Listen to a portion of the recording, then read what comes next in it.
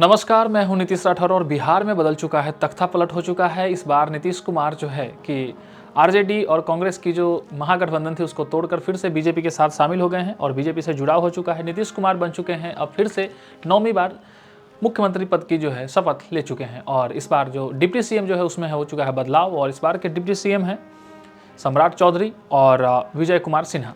कहानी किस तरीके से शुरू होती है, आज की इस वीडियो में हम लोग जानेंगे कि नीतीश कुमार की जो जीवन यात्रा थी किस तरीके से शुरू हुई। हालांकि अभी हाल में ही चर्चे में है नीतीश कुमार, क्योंकि 9वीं बार जो है मुख्यमंत्री की शपथ ले रहे हैं। महागठबंधन तोड़ चुके हैं फिर से और ये लगातार दूसरी तीसरी बार हो रहा है कि पार्टियां बदलते रहे हैं। महागठबंधन तोड़कर अब नीतीश कुमार फिर से जुड़ गए हैं बीजेपी की एनडीए के साथ और यहाँ से अब कहानी में बिहार का जो है कि तख्ता पलट गर्म है। आज की इस वीडियो में हम लोग जानेंगे नीतीश कुमार की बायोग्राफी को, उनके जीवन के संघर्ष को। तो बिहार के 22वें मुख्यमंत्री की कहानी आज हम लोग जान रहे हैं। तो समय था 1 मार्च 1951, बख्तियारपुर पटना के करीब का एक हिस्सा जहां पे नीतीश कुमार का जन्म होता है। अब कहानी आगे बढ़ती है। 1951 में जन्म लेने के बाद अभी के डेट में अगर देखें तो नीतीश कुमार लगभग 72 साल के हैं, लेकिन इस बीच में इस दरमियान किस तरीके से उनकी जर्नी रही उस पर हम लोग नज़र डाल रहे हैं। तो 1 मार्च 1951 को नीतीश कुमार का जन्म बख्तियारपुर में होता है। पिताजी का नाम कविराज राम लखन सिंह था, जो कि आयुर्वेदिक जो थे प्रैक्टिशनर थे और आयुर्वेद की दवा वगैरह देते थे। उनकी माता जो थी परमेश्वरी देवी, वो नेपाल से थी और वहाँ से फिर यहाँ से इनके माता पिता इनको जन्म देते हैं और कहानी आगे बढ़ती है। मुख्यमंत्री नीतीश कुमार का जो एक उपनाम है, हालांकि अभी हाल में उनको पलटू चाचा के नाम से बहुत ज़्यादा फेमस कर दिया गया है, लेकिन नीतीश कुमार का एक और नाम है जिसको हम लोग मुन्ना कहते हैं। मुन्ना के नाम से नीतीश कुमार काफ़ी ज़्यादा चर्चित हैं और वो कुर्मी कास्ट से बिलोंग करते हैं, कुर्मी समुदाय। क्योंकि देखिए नीतीश कुमार जो जितने भी पॉलिटिशियन हैं, नीतीश कुमार वो निचली जाति के लोग हैं उनके साथ कुर्मी हो, इनके साथ उनका जुड़ाव काफ़ी ज़्यादा रहा है और नालंदा से जीतने का सबसे बड़ा वजह ये भी रहता है। अब कहानी में आगे बढ़ते हैं कि नीतीश कुमार जन्म के बाद पढ़ाई कहाँ से स्टार्ट करते हैं। तो देखिए नीतीश कुमार जो है कि एजुकेशन उनकी काफ़ी अच्छी है, वह इंजीनियर है। इंजीनियरिंग कहाँ से की? इलेक्ट्रिकल इंजीनियर है नीतीश कुमार। उन्होंने बिहार इंजीनियरिंग कॉलेज से इलेक्ट्रिकल इंजीनियरिंग में पढ़ाई कंप्लीट की थी, हालांकि जो कि अभी एनआईटी पटना बन चुका है। तो आप कह सकते हैं कि नीतीश कुमार आज के डेट के हिसाब से एनआईटीएन है। एनआईटी इंजीनियर यानी कि आईआईटी में जो नीचे के रैंक वाले लोग होते हैं, जो क्रैक नहीं कर पाते आईआईटी एडवांस को, वो एनआईटी में चले जाते हैं। अब कहानी में आता है कि नीतीश कुमार आगे जिस तरीके से कहानी बढ़ती है, 22 साल की उम्र जब होती है नीतीश कुमार की, मंजू सिन्हा से 22 फरवरी 1973 को शादी कर लेते हैं और उनसे एक पुत्र होता है जिनका नाम निशांत कुमार है। निशांत कुमार जिनका नाम है निशांत कुमार। मंजू, हालांकि उनकी डेथ जो है वो 2007 में हो जाती है निमोनिया की वजह से। अब यहाँ तक कहानी में नीतीश कुमार किस तरीके से शादी होती है, किस तरीके से पढ़ाई करते हैं। हालांकि इलेक्ट्रिकल इंजीनियरिंग करने के बाद नीतीश कुमार एक डिपार्टमेंट में जॉब भी स्टार्ट करते हैं, लेकिन उनका मन नहीं लगता है और वहाँ से कहानी को ट्विस्ट कर देते हैं और पॉलिटिक्स की तरफ अपना रुझान बना लेते हैं। अब कहानी आगे आती है कि आखिर पॉलिटिकल कैरियर स्टार्ट कैसे हुआ। तो नीतीश कुमार सबसे पहले इन्वॉल्व होते हैं 1974 में, जहाँ पे कि जेपी मूवमेंट चल रहा होता है।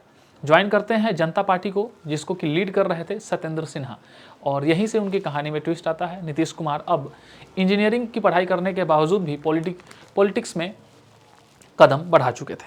अब यहाँ से हरनौत से चुनाव लड़ते हैं नीतीश कुमार पहली बार 1985 में और वहाँ से चुनाव जीत जाते हैं। उसके बाद होती है कहानी 1996 में माफ़ कीजिएगा 1996 में बाढ़ से चुनाव लड़ते हैं, पहला लोकसभा चुनाव, और वहाँ से जीत जाते हैं। अब यहीं से कहानी स्टार्ट होती है। 1996 में बाढ़ से जब लोकसभा चुनाव लड़ते हैं तो वहाँ से नीतीश कुमार चुनाव को जीत जाते हैं। उसके बाद 1994 में जनता दल जो पार्टी थी वो स्प्लिट कर जाती है। स्प्लिट कैसे करती है? नीतीश कुमार और जॉर्ज फर्नांडिस मिलकर एक पार्टी बना देते हैं, समता पार्टी, और वहीं से जो जनता दल थी वो डिवाइड हो जाती है और उसके साथ एक समता पार्टी का निर्माण हो जाता है जनता दल पार्टी से, और दूसरी तरफ लालू यादव आरजेडी बना देते हैं 1997 में। अब यहीं से जनता दल जो थी वो स्प्लिट कर जाती है, लालू यादव भी वहाँ से निकल जाते हैं, नीतीश कुमार जॉर्ज फर्नांडिस मिलकर समता पार्टी बना देते हैं। हालांकि 1998 के चुनाव में समता पार्टी और जनता दल जो थी वो दोनों कमज़ोर पड़ जाती है आरजेडी के सामने, और होता क्या है कि वहाँ पे हार हो जाती है। उसके बाद जनता दल जो टूट चुकी थी, समता पार्टी और जनता दल में जो टकराव, जो अलगाव था, वो जुड़कर चुनाव लड़ते हैं आरजेडी के खिलाफ, और वहीं से फिर कहानी में आगे होता है। 1998 का दौर था जहाँ पे नीतीश कुमार यूनियन मिनिस्टर बनते हैं, यानी कि रेलवे में मिनिस्ट्री इनको मिलती है। रेलवे मिनिस्टर बनने के बाद नीतीश कुमार ने देश के लिए काफ़ी अच्छे काम किए।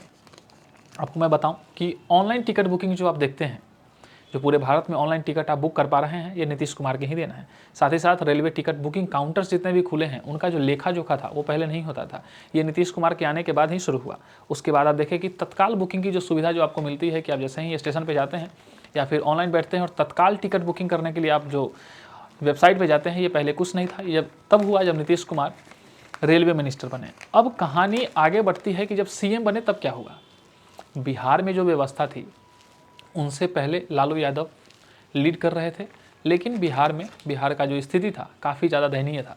तो नीतीश कुमार को पलटू चाचा या फिर जो भी कुछ कहें आप, आगे जिस तरीके से कहानी में आप उनके बारे में जानते जाएंगे, आपको लगेगा कि नीतीश कुमार बिहार के लिए एक ऐसा कह सकते हैं कि एक मसीहा है जिसने बिहार को एक राइज़ किया है, बिहार को एक राइज़ दिया है। जिस तरीके से कहानी में आप पीछे देखेंगे, उनके मुख्यमंत्री बनने से पहले क्या क्या दिक्कत थी वो मैं आपको गिनाता हूँ, और नीतीश कुमार ने क्या क्या किया, किस तरीके से सुधार किए, वो मैं आपको बता रहा हूँ। तो पहले नीतीश कुमार के आते ही, मुख्यमंत्री पद पे आते ही सबसे बड़ी जो समस्या थी वो थी कि बिहार में क्रिमिनल गैंग्स बहुत ज़्यादा एक्टिव थे। इसको नीतीश कुमार ने ख़त्म किया। इसके लिए बहुत सारे काम हुए। नक्सलाइट का खात्मा हुआ। नक्सलाइट जो एक गिरोह जो था पूरे बिहार में हर जगह से, रोहतास वगैरह इन सब में काफ़ी ज़्यादा एक्टिव था, उसको नीतीश कुमार ने ख़त्म करने का काम किया।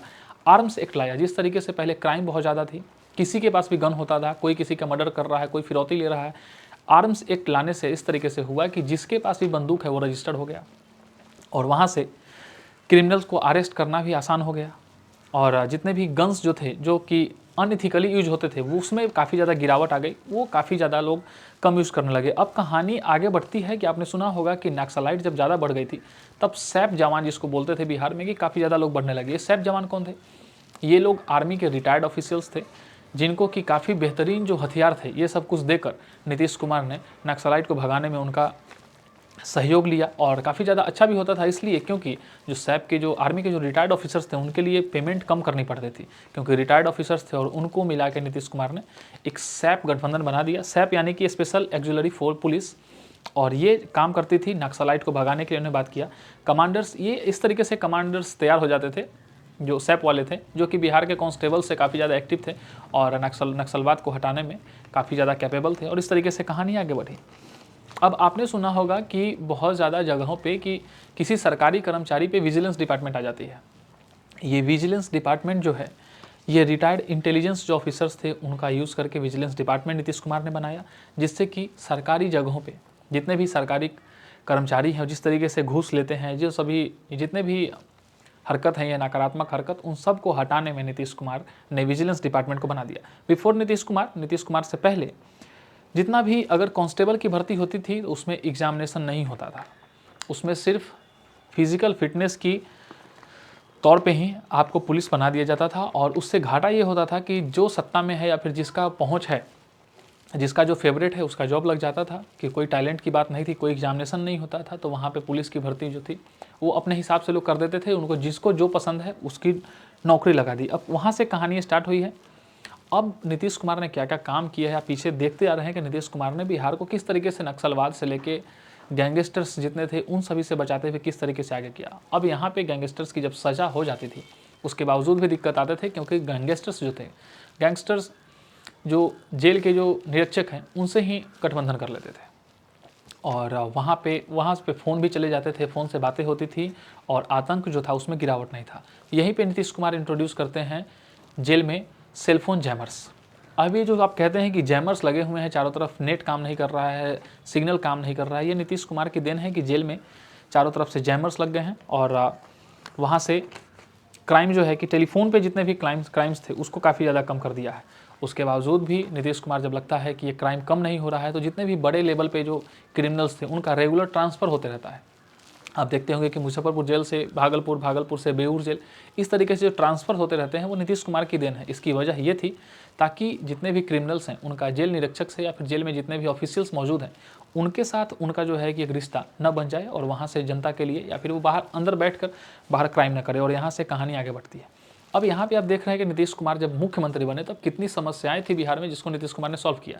हालांकि आप आगे देखें तो नीतीश कुमार ने शिक्षा पे भी ध्यान दिया था, और 2010 के आसपास आप देखें कि नीतीश कुमार ने 1 लाख शिक्षकों की बहाली की थी। उसके साथ साथ आप देखेंगे कि बहुत सारे गाँव, मैं अपने खुद के गाँव की बात कर रहा हूँ जहाँ पर कुछ नहीं था, अभी मेरे गाँव में लगभग 18 घंटे 20 घंटे बिजली रहती है। तो गाँव में बिजली, सड़कें आने लगी, प्राइमरी हेल्थ सेंटर जितने भी बने हैं वो नीतीश कुमार की देन है। अच्छी सड़कें आप देखते हैं नीतीश कुमार की देन है। महिला शिक्षा को बढ़ावा, लड़कियों को साइकिल दिया, लड़कियों को टॉप करने पे पैसा दिया, ये सभी कुछ इस तरीके से प्रलोभन थे ताकि बच्चे स्कूल में आए, स्कूल में बच्चे पहुँचे और वहाँ से पढ़ाई स्टार्ट हो। मुख्यमंत्री बनने के बाद अब ये सारी कहानियाँ थी कि नीतीश कुमार मुख्यमंत्री बनते रहे हैं और किस तरीके से काम किया है। अब मैं आपको बताता हूँ कि नीतीश कुमार मुख्यमंत्री किस किस तरीके से कब कब बने और क्या क्या काम किया है। तो पहली बार नीतीश कुमार 2000 ईस्वी में मुख्यमंत्री बने और वहाँ से उनकी कहानी स्टार्ट हुई। अब उसके बाद 2010 में, 2005 में बने, 2010 में बने। 2010 में जब बने तो साइकिल्स की जो मॉडल थी, आपने देखा होगा कि स्कूल में, हाई स्कूल में बच्चों को साइकिल मिलता था, लड़कियों को साइकिल मिलता था। ये नीतीश कुमार ने 2010 से 14 के टर्म में हिलाया था। और आपने ये भी देखा होगा कि खाने में बच्चों को सरकारी स्कूल में खाना मिलता था। ये सारे जितने भी मील प्रोग्राम्स थे ये सब नीतीश कुमार के हिलाए हुए थे, जो कि बच्चों की शिक्षा को बढ़ावा देने के लिए थे ताकि बच्चे स्कूल पहुँचे और वहाँ से कहानी स्टार्ट हो।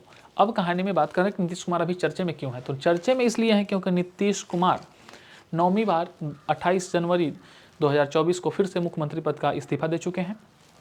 आरजेडी और कांग्रेस से टकराव कर चुके हैं और बीजेपी जो कि एनडीए है, एनडीए के साथ गठबंधन कर चुके हैं। तो नीतीश कुमार की जो ये जीवन यात्रा थी, पॉलिटिकल जीवन यात्रा किस तरीके से आगे बढ़ी है उसको कि आप देखते चले। हालांकि नीतीश कुमार को बहुत ज़्यादा जगहों पे पलटू चाचा के नाम से भी बोला जाता है कि पलटू चाचा है, पलटू चाचा है। देखिए, नीतीश कुमार बिहार के लिए एक मसीहा है।